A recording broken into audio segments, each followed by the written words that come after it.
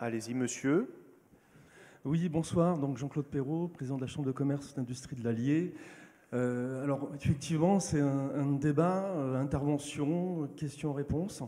Je pense qu'on est dans un critère d'industrialisation qui n'est pas été connu depuis 40 ou 50 ans en France.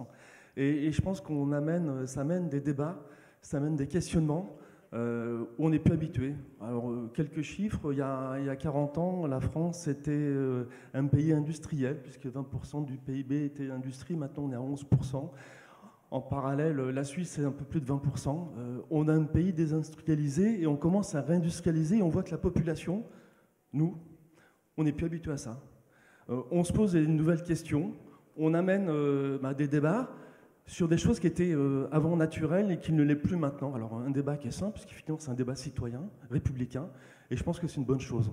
Alors par rapport au projet Émilie fait par Imerys, moi en tant que président de la Chambre de commerce et d'industrie de l'Allier, je suis forcément favorable.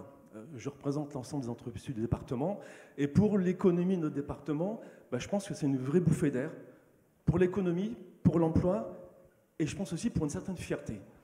Pourquoi? Parce que dans notre département, bien souvent, on voit bien, démographiquement, on tombe. Au niveau de la moyenne d'âge, on s'élève.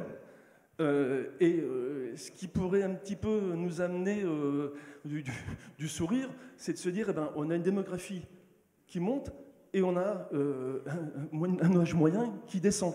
Alors, je ne vais pas faire la caricature de l'âge moyen dans la salle, parce qu'effectivement, ça ne se fait pas, ce n'est pas politiquement correct, je le sais, mais il faut être clair, c'est à travers des projets comme celui-ci qu'on arrivera à redynamiser notre département et nos cités.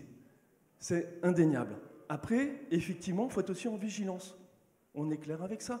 On est dans un pays où on sait que les réglementations ne sont pas les plus faciles. On est plutôt un pays qui est plutôt régulateur que des régulateurs. Merci de respecter la parole, c'est comme sympathique.